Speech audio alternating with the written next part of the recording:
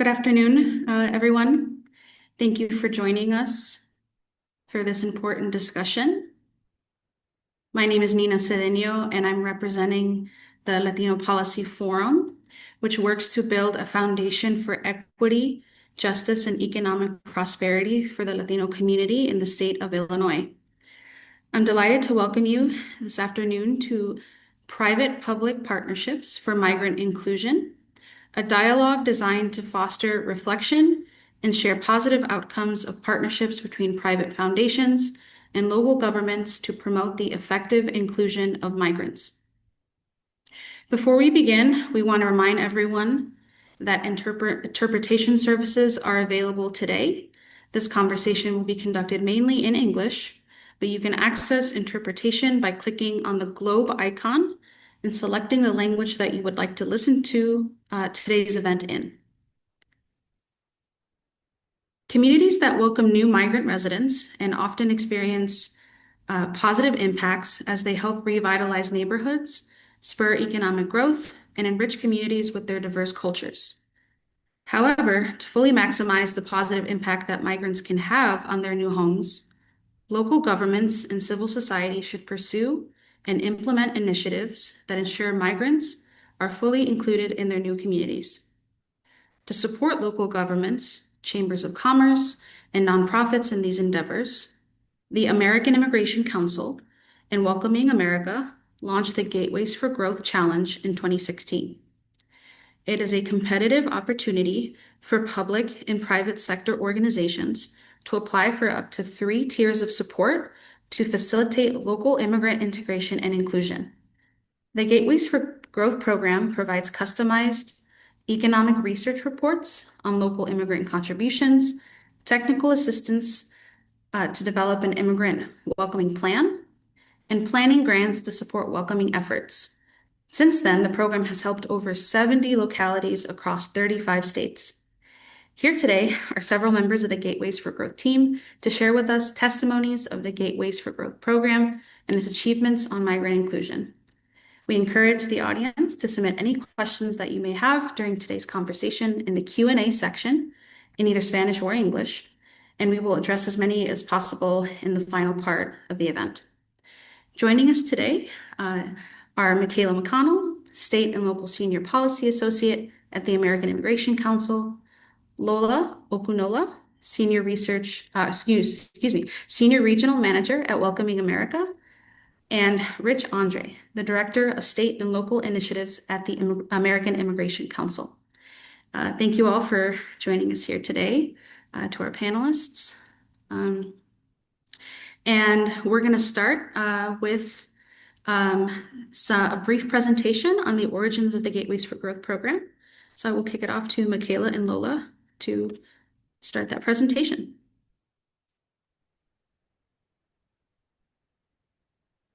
Good afternoon, everyone.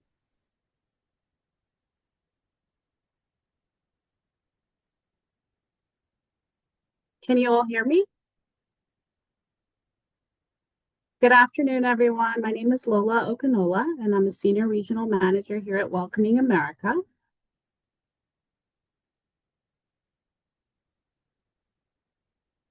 Welcoming America is a nonprofit, nonpartisan organization that leads a movement of inclusive communities becoming more prosperous by ensuring everyone belongs.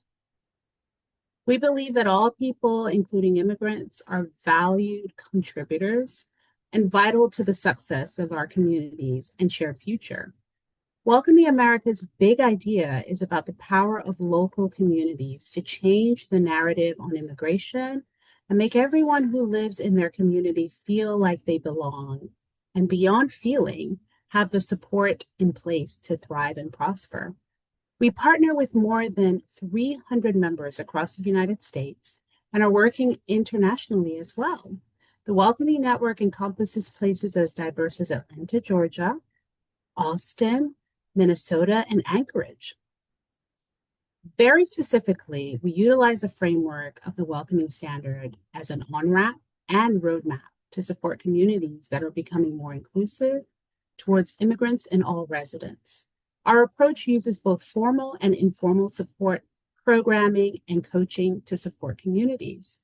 I'll now pass it over to Micaela, who is with the AIC, for her to introduce herself and to tell you more about what the American Immigration Council does. Micaela? Thanks, Lola. And thank you again, everyone, for the opportunity to be here with you all today.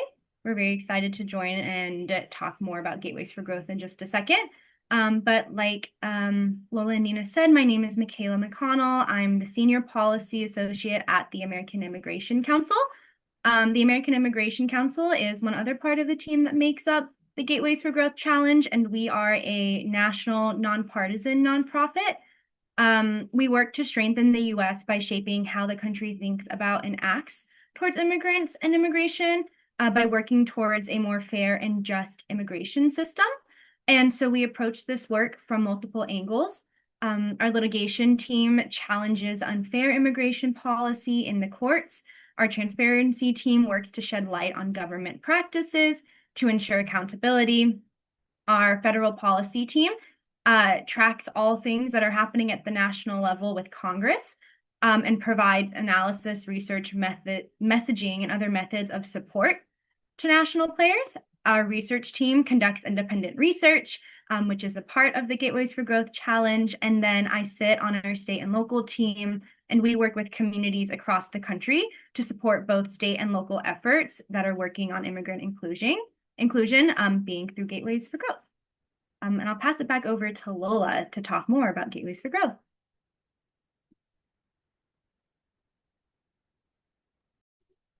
Thank you, Micaela. So I will tell you how Gateways for Growth came about.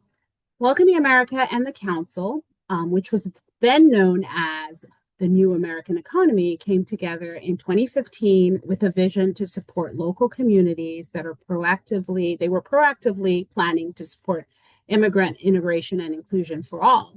Both organizations had provided data and technical assistance to the city of Atlanta, as then Mayor Kasim Reed founded the Welcoming Atlanta Working Group in 2014. The group's key recommendation was the creation of what is now known as the Mayor's Office of International and Immigrant Affairs. This process created the blueprint for G4G. We know that immigration is mostly experienced locally and that building strong coalitions and plans can support success for all. The first 5 cohorts offered support to create a strategic welcoming and immigrant inclusion plan coupled with research. We just kicked off our newest cohort, round 6, which was adapted to better meet the moment. The structure of round 6 differs from previous rounds. The new model emphasizes resilience, coalition building, rapid response support, and practical value, without requiring full-scale strategic planning to create a welcoming plan. Over 10 communities were selected to participate this year, receiving tailored research reports, technical assistance, and a community of practice that reflects their current capacity and context. And over 80 communities across 39 states comprise the network. The program has spanned 4 political administrations. If you're interested in learning more about G4G and the communities that have participated, we're dropping the link to the G4G website in the chat now.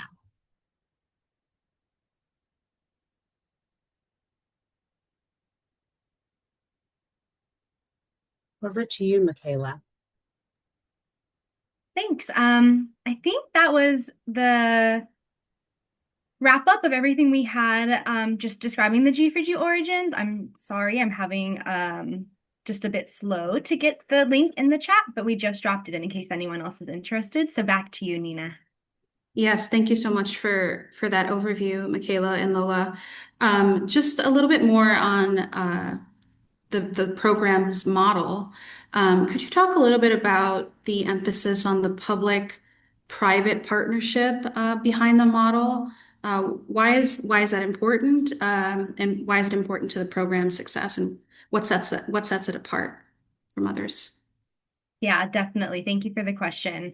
So when we set out creating Gateways for Growth, and as we've moved forward within each of the iterations, one of our big emphases and that we believe in is a broad base of support for immigrant communities from all different sectors, whether that be from the business community, from civic society, faith groups, government. We see them working and towards strengthening communities on the whole. And that's one of our big pillars, is making sure that we're really supporting that holistic approach. And so Gateways for Growth really does encourage those multi-sector partnerships as another way to support with increasing sustainability of the work, its longevity, as well as community buy-in, especially when communities are working on those multi-sector, whether it be a welcoming plan or even just bringing folks in to conversations. We've seen that multi-sector investment really does bring the different interest and often different work of different organizations, of different groups, of different areas of interest together to be more collaborative in their approach. And we've always really hoped with Gateways for Growth to provide support and encourage communities in ways that can help break down silos and increase coordination across the community to, like we said, really invest in that holistic approach to immigrant inclusion, knowing that immigration doesn't happen in a vacuum, that everything touches immigration. Absolutely. Thank you for that. Moving on to, I guess, some of the implementation, like how this actually plays out in practice. What are some of the, maybe in your experience, like what are some of the early barriers that communities that are looking to, to implement some of these models and plans face when implementing plans of inclusion and welcoming policies, and how do they go about addressing them? Sure. Lola, Micaela, yeah. Yeah, sure. I'll take that one. Well, historically, we've seen barriers such as bandwidth, limited resources, especially in rural or smaller communities. Communities that have addressed this have created creativity, innovation, partnerships, and relationships. Those are the things that have sort of helped them to implement them successfully. Staff turnover amongst lead organizations has also been a challenge. Administration and staffing changes can make it kind of difficult to keep momentum going after, year after year. Having major goals and milestones written into work plans, however, can help support community accountability. Also, with maintaining momentum within the community, we sometimes help the leaders rethink their creation and implementation teams. One way to keep building momentum is to encourage new voices, new leadership. Also, tackling mis and disinformation. We have seen communities respond to this by implementing positive communications training, leadership and contacts, and also these are all pillars of building a welcoming community. Proactively employing these strategies make it more difficult for residents to fall prey to mis and disinformation. We also provide data, hard numbers on the value of newcomers in the communities. And this just helps to build support for welcoming outside of the choir.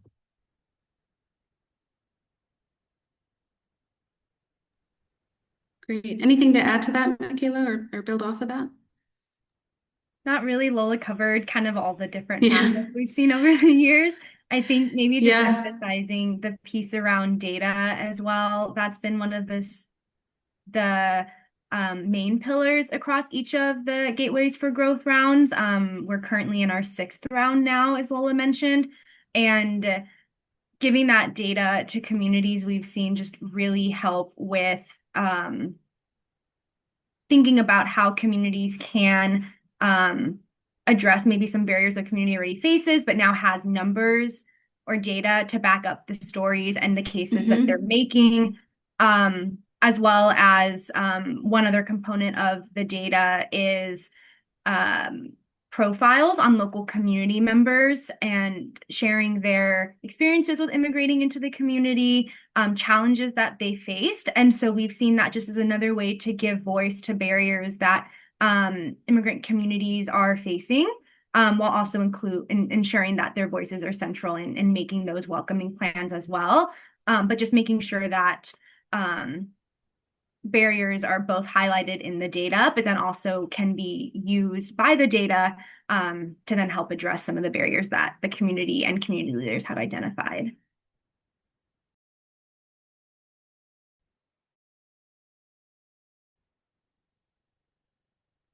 Building off of that, can, can each of you maybe highlight a locality where the Gateways for Growth program has particularly been impactful? I mean, based on like a success story, perhaps, or maybe where barriers were overcome based on what you all just said, what outcomes were achieved, or how.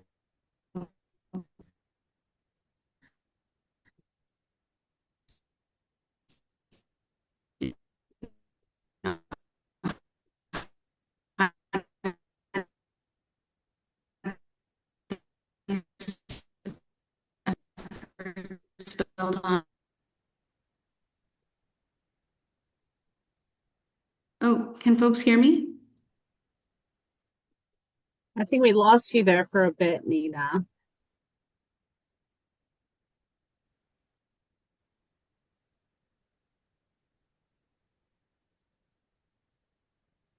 Oh, I'm sorry, everyone. Can you hear me? I can hear you now. It's going in and out.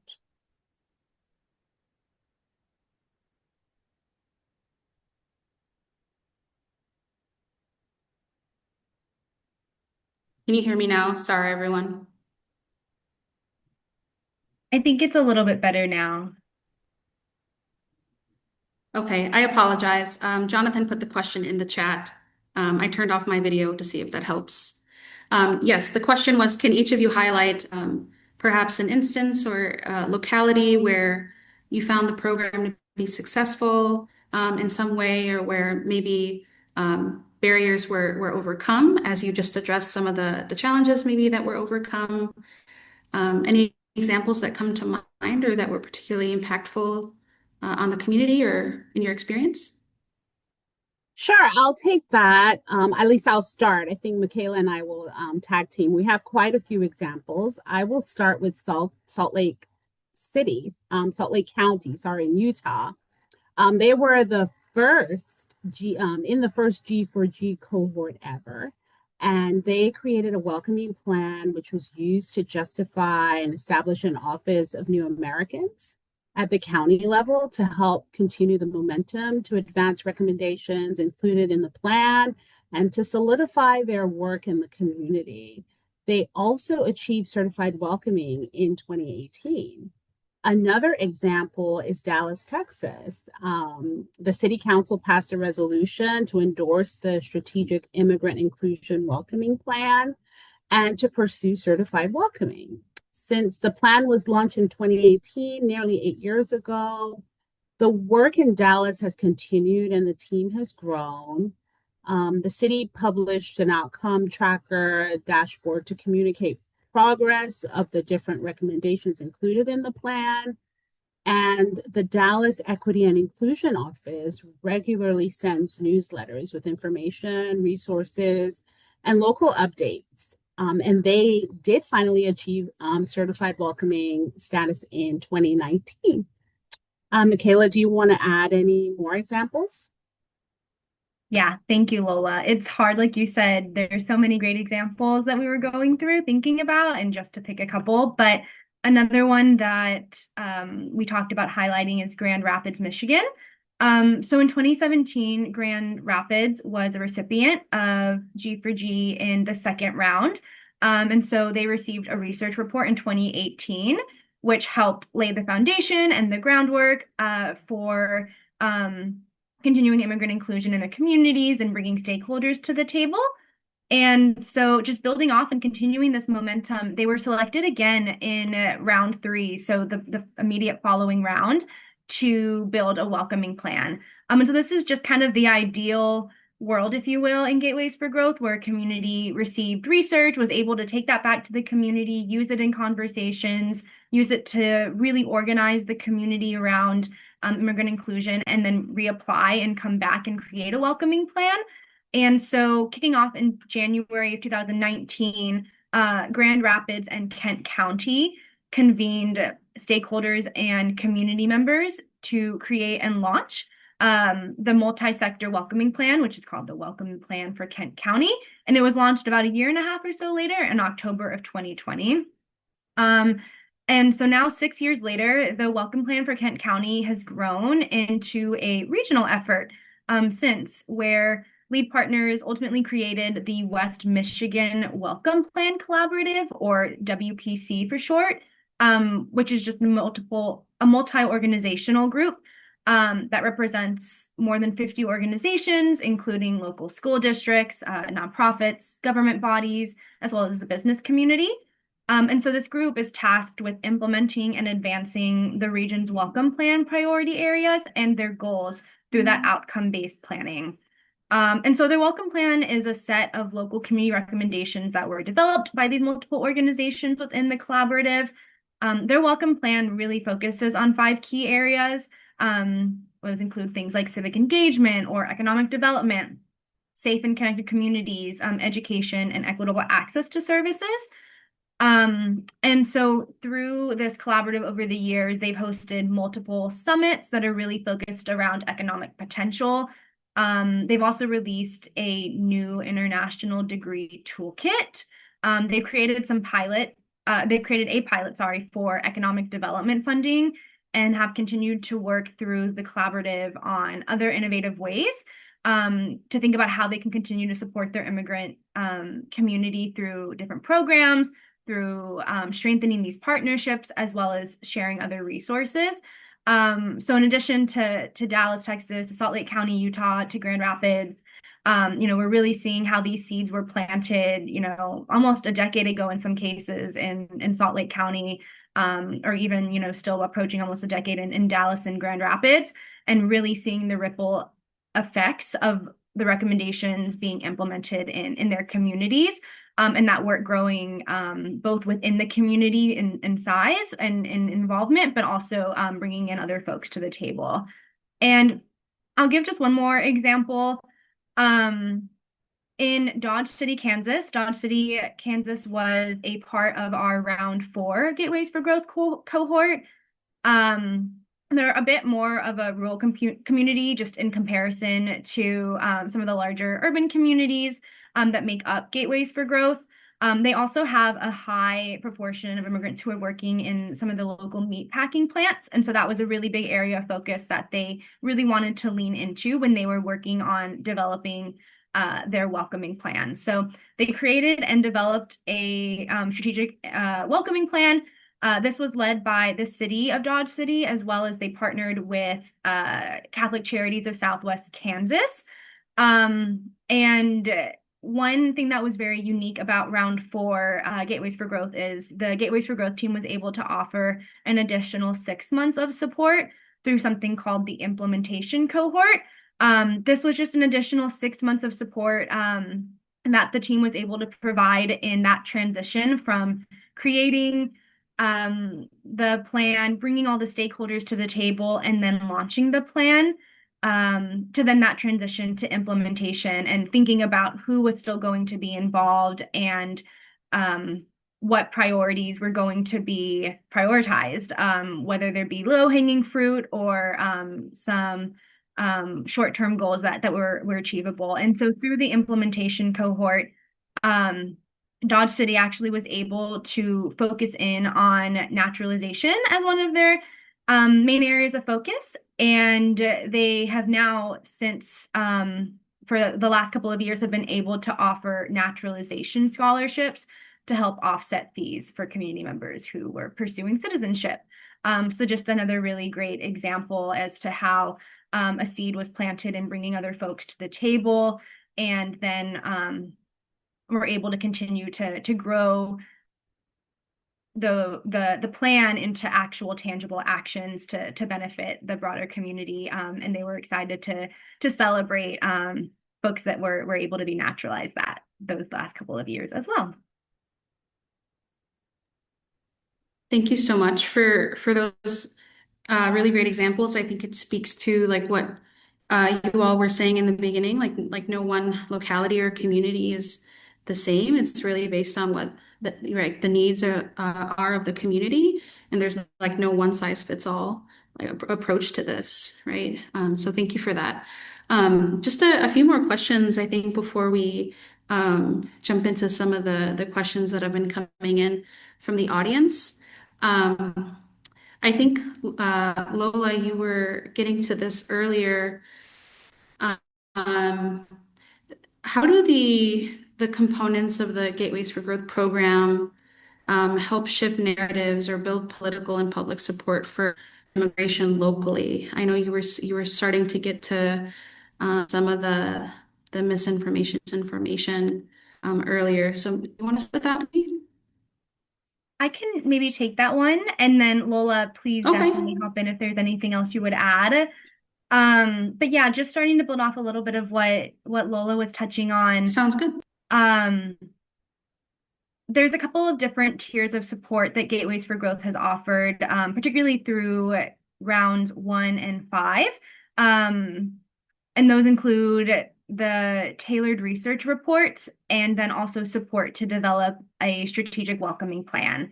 Round 6, so that's the current round that we're deep in the throes of, takes a little bit of a different approach, but I'll bookshelf that and kind of talk about that in just a second. But the goals with the research and the welcoming plans were really around how to build that solid base for communities to think about what problems were most pressing, what issues are most pressing, what the needs of the communities were most pressing, and think about how these tools can help shift those narratives. So, for example, with the research, we really hope that the research can serve as that educational tool that helps lay the groundwork in conversations across the community.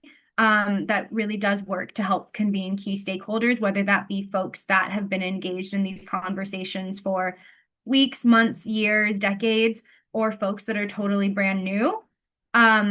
As well as to the point Lola was mentioning earlier, helping with myth busting. So the tailored research briefs include whether it be general demographic information, just to help kind of paint a picture of who immigrants are in the community. They also include research that looks at the socioeconomic contributions of immigration. So, for example, like one common myth that we all hear is, well, immigrants don't pay taxes. That is definitely shown to not be true in the data. The research briefs, if you also are interested, you can click in the Gateways for Growth website and see some of the examples of those research briefs. But each of the research briefs has data about how many taxes immigrants are paying into in their community at the local level, or also federal taxes. There's data on workforce contributions, on the contributions the immigrant community plays in local education, whether that be university or K through 12 systems, housing, and just the way that immigrants help plant roots in communities and really invest in both the local economy and just the civic society as well. And so we really hope that these research briefs can both myth bust while also increasing general knowledge just about who immigrants are in their community. We do think that there's a lot of just misunderstanding, a lot of disinformation, and so we hope that those research briefs can help tackle that. And then, as we were mentioning a little bit earlier, they also do include a profile of a community member who can then, as we say, provide a heartbeat to the data and offer a lens into their story within their community as well, both with successes that they've experienced in their immigration journey as well as challenges they faced. Another component of G4G that we hope can help shift those narratives or build support for immigration locally is the welcoming plans. And so, as Lola and I have both kind of touched on in different ways, the welcoming plans can focus, like you mentioned too, Nina, on a variety of different topics. And these are usually directed, or these are all definitely directed by the community, whether it be, if they have a strong focus in civic engagement or economic and workforce development, for example, like Grand Rapids, that was a big area of focus in their plan, or just general messaging and strategic messaging in their community. It really just varies on each community's context and their priorities. And so these plans are really created to help advance the overarching goals of the community. And again, it just kind of cycles back to one of the main pillars that we hope G4G can help communities grow in, is just breaking down those silos and increasing collaboration across the board. And we really hope that the recommendations in the plan are gathering and garnering that community buy-in. So for example, like Dodge City, Kansas actually list in their welcoming plan which community organization or which arm of government, which sector will be leading on each of the different recommendations in their plans. And the other piece around just building that political and public support for migration locally, in the welcoming plans, the recommendations in each of the plans are informed by a community engagement process. So it's usually about a year to 18-month planning process that brings in all kinds of different folks from multiple sectors. And so they often engage in steering committees or task force meetings, kind of whatever is the best fit for the community's context over that year, 18-month planning process. And then simultaneously, or sometimes before, to also help inform and ensure that immigrant voices and impacted community members are the center of the welcoming plans. Communities often will engage in community outreach through surveys, through focus groups, or through multiple channels, combining many of those to make sure that those voices are centered in the creation of the recommendations in the plan, or at least also reviewing maybe draft versions of the plan as well. But just one last thing that I'd add is, as I mentioned kind of at the beginning of this question, this year does look a little bit different. Like Lola mentioned, round 6, we really wanted to make sure that it was better attuned to today's current climate and just the many changes that communities are facing now. And so this year for round 6, we actually asked communities to propose individual projects that were most aligned to their needs. So we're really hoping that this new approach will continue to offer that same support that the past 5 rounds of Gateways for Growth have offered, while still being able to follow communities' leads and making sure that it's tailored to what they identify as the most pressing issues and proposals that their community sees as ways to really continue to show up for the immigrant community. But Lola, is there anything else you would add on that? I think you covered it all. You gave some good points. Thank you. Thank you, Micaela, for that. We do have a final question and then a few questions in the Q&A. And I do want to welcome Rich to the panel. Thank you. The final question, looking ahead, and I know you all have alluded to this as well already, but what other challenges do migrant inclusion initiatives like Gateways for Growth face in the current context? We're entering a new year, and how can they be addressed? Like, any Thank you. thoughts I'll on that? take that, Nina. Yeah. Yes, you are right. We are entering a new year and we're definitely in interesting times.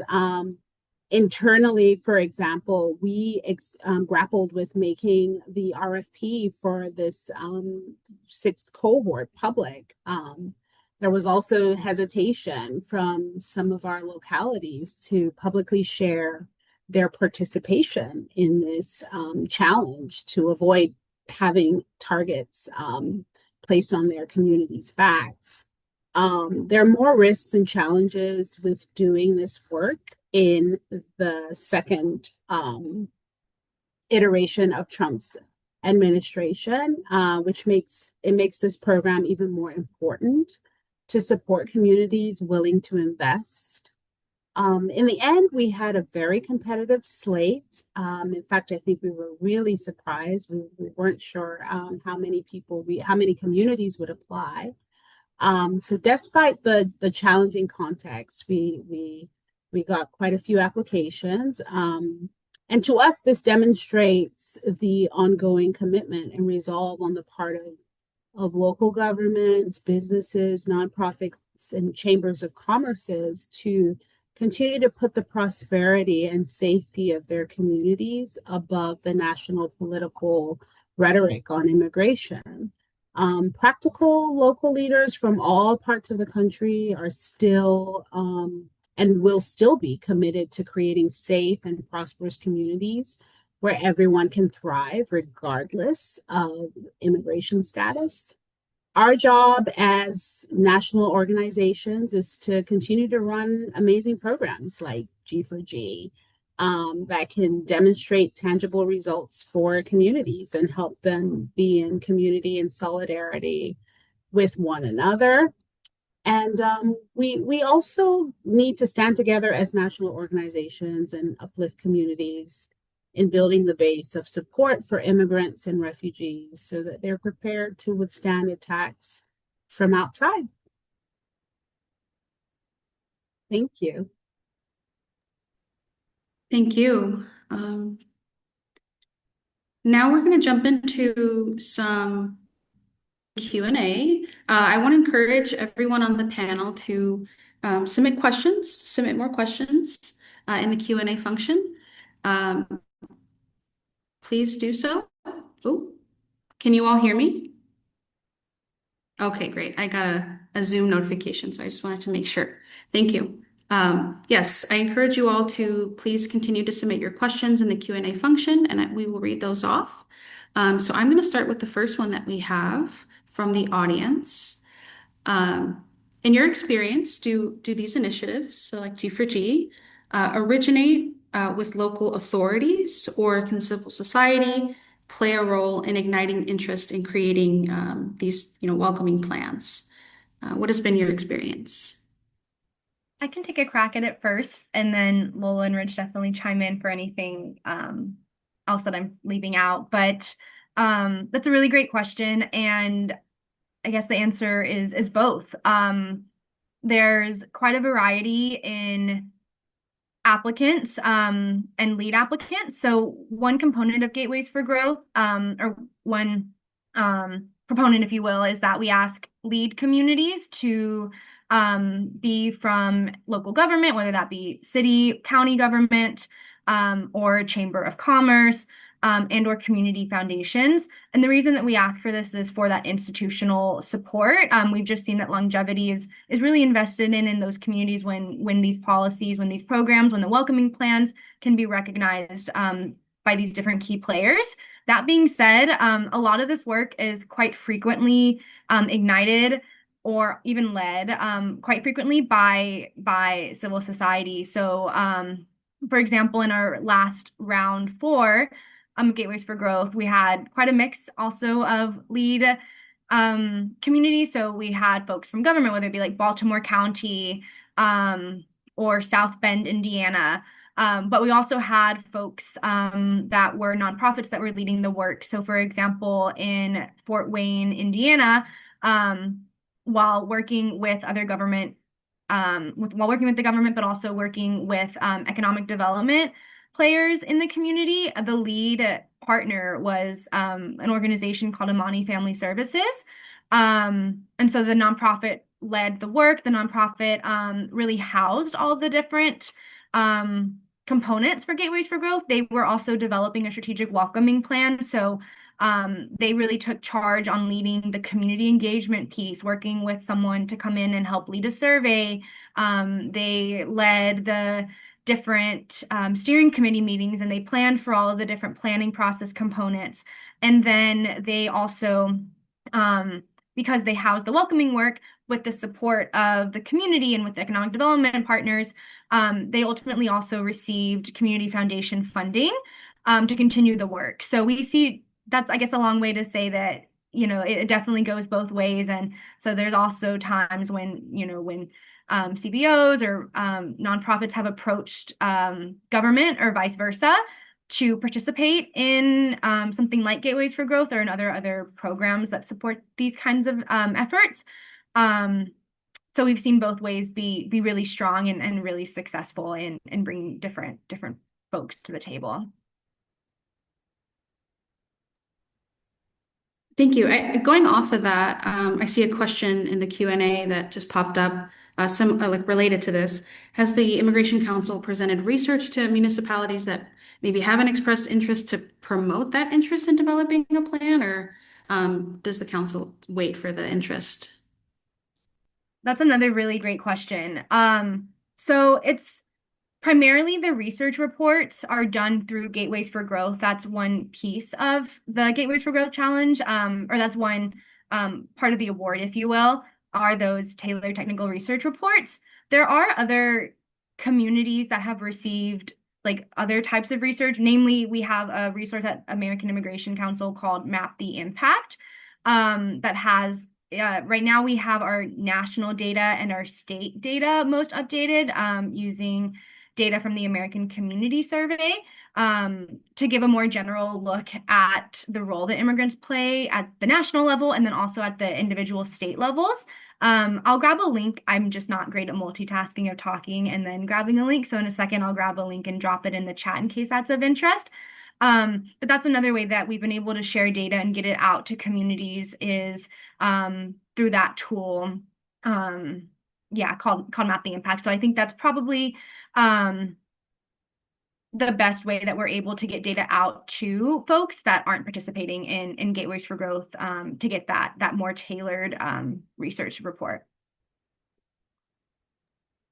Thank you for that. I know as a policy analyst myself, I have certainly used American Immigration Council's Map the Impact for Illinois data. So I want to thank you all for that information.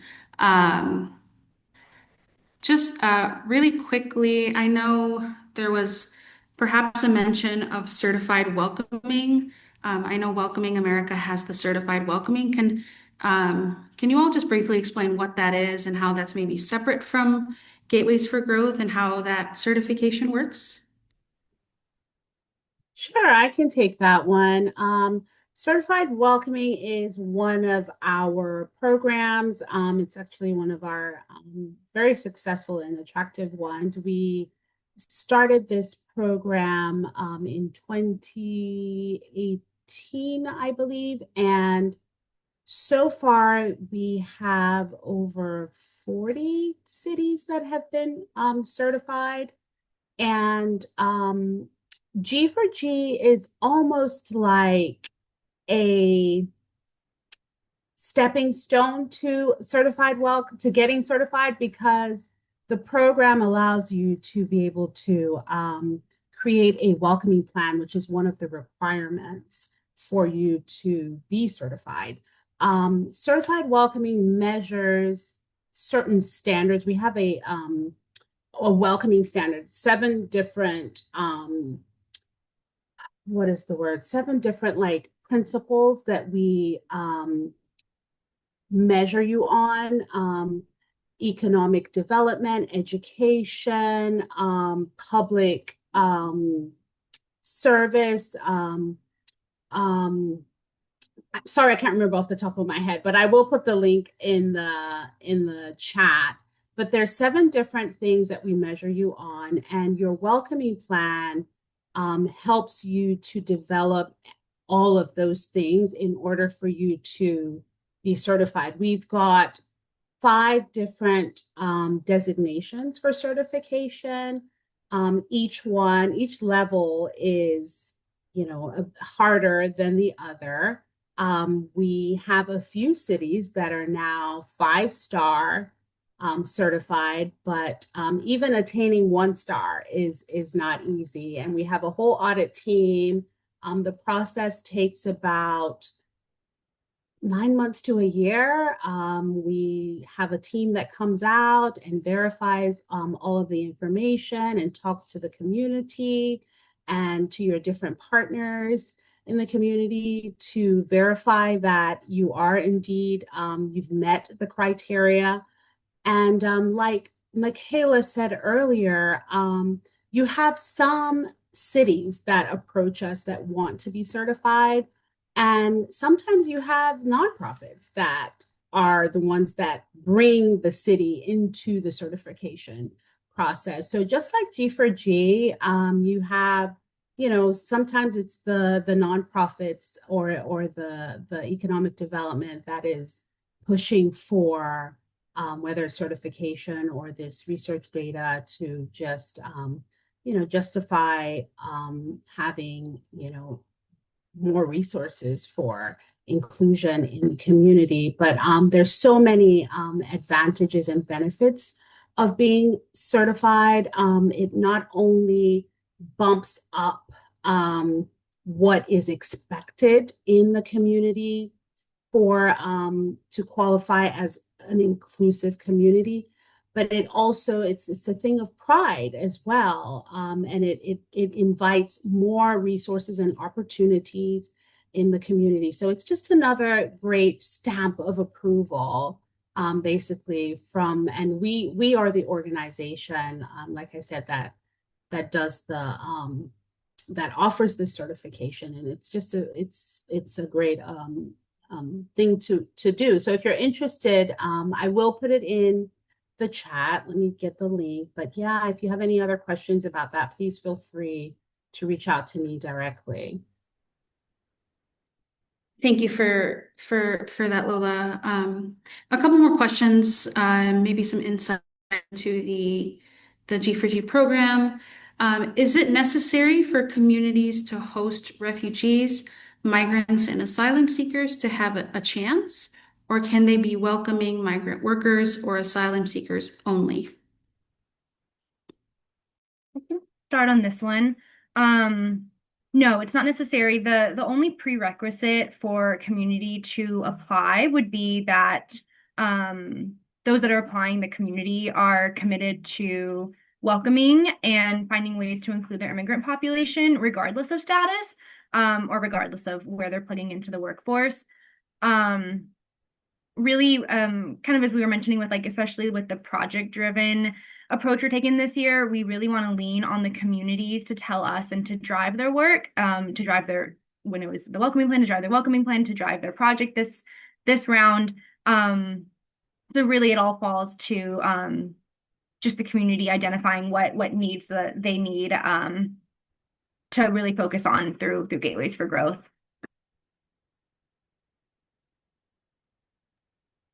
Thank you. Are you aware of other programs that support municipalities in developing welcoming plans besides G4G? That's a great question. I don't know, Lola, if anything else comes to mind. As far as general, I know there's a lot of other groups that do work, whether it be on naturalization or some other groups that focus on language access, some that just focus generally on directives that communities and the membership network provide, and that they're really focused on, and they kind of identify and create their own priorities that they focus on for a year. I think welcoming plans are something really unique to Gateways for Growth, and that's been around now for almost a decade. That's been a really unique approach to immigrant inclusion and immigrant integration. But there are other really, really great organizations that are supporting, the other parts of, there's so many different facets to immigrant inclusion. And so there's so many other groups that are doing really great work to support, whether it be, like I said, naturalization efforts or language access efforts. But Lola, I don't know if there's anything else that comes to mind for you. Honestly, like you said, the welcoming plan it's unique to the G4G program. And generally you have a lot of the people that are applying for G4G have this maybe long-term goal of getting certified. I cannot think of any other programs, but I can always get it to you, Nina or Jonathan, to pass on to the attendees. And that being said, too, just to add one more thing to what Lola was sharing,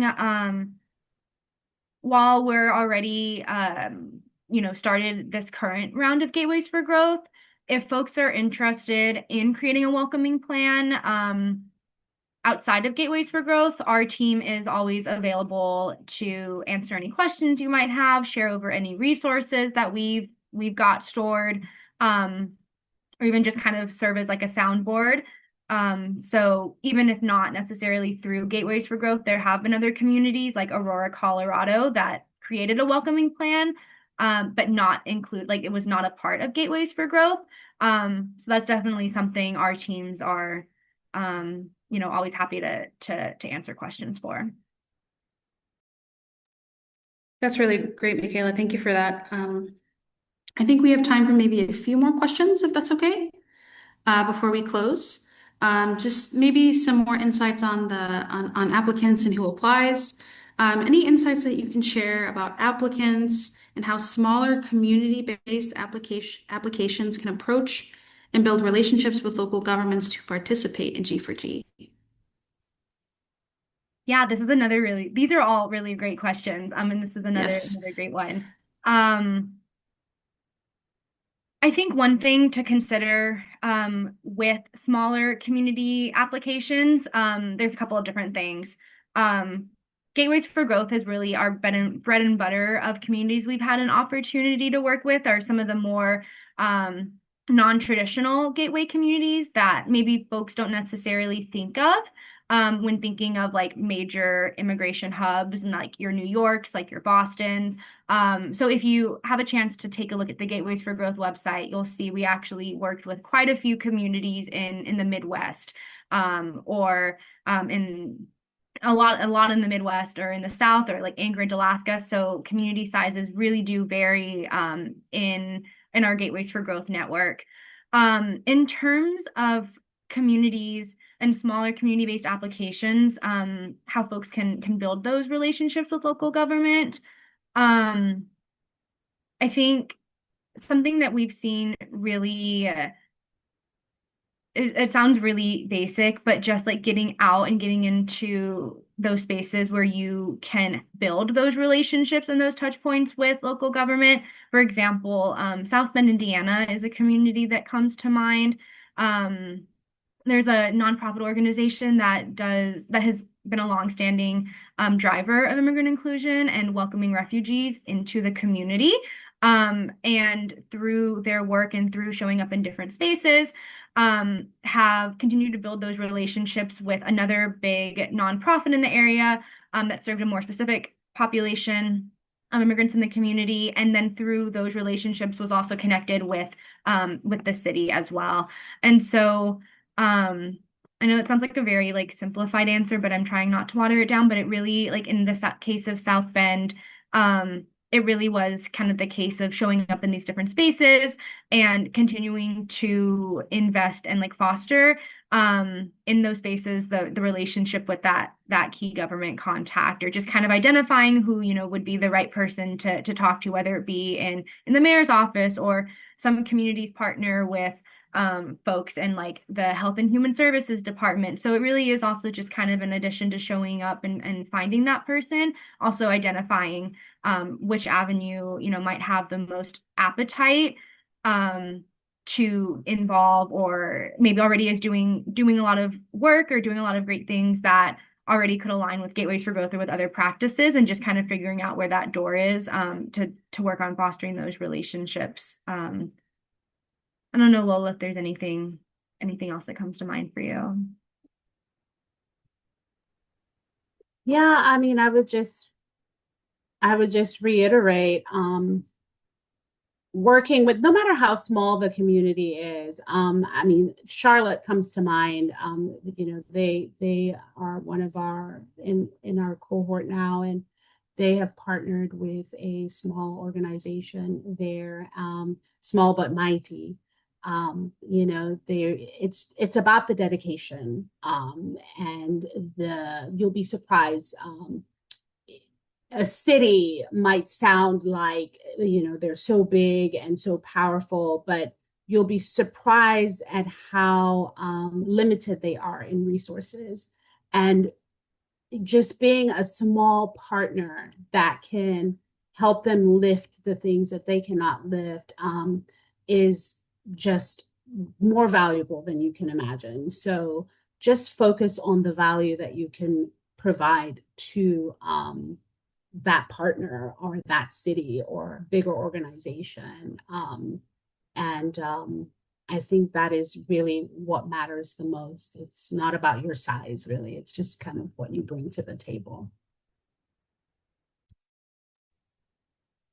Great.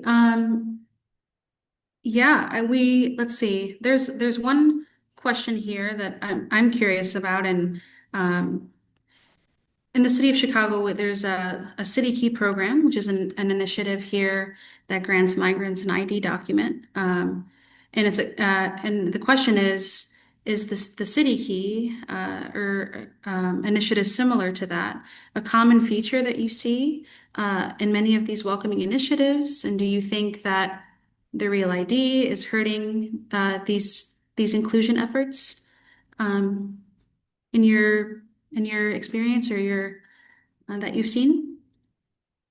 I can tackle the first question. I don't think I'm as prepared as well versed to answer the effects of Real ID on the efforts, generally speaking, but just in terms of initiatives around um, programs that offer, identification to folks who can't obtain it, who can't obtain an identification document, whether that be housed through like a city program. We've also seen libraries, for example, in the city of Austin, they have an ID system that you can obtain an enhanced identification card that helps you with housing, helps with like obtaining housing or like banking documents or things like that you otherwise wouldn't be able to get without an ID. So there are examples, and I think we saw a real wave of different programs roll out, especially over the last decade.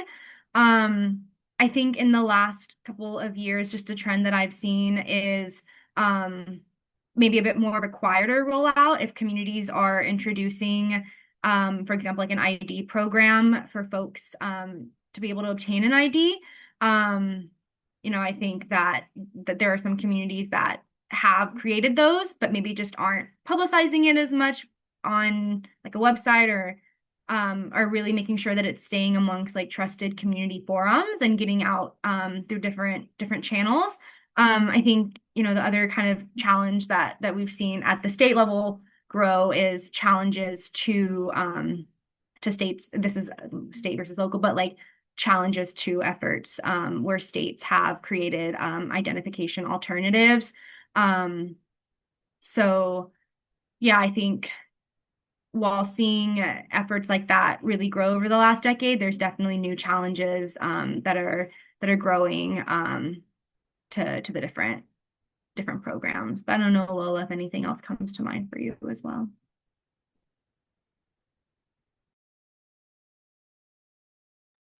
Sorry, I was trying to find my unmute button. I was going to say, for us,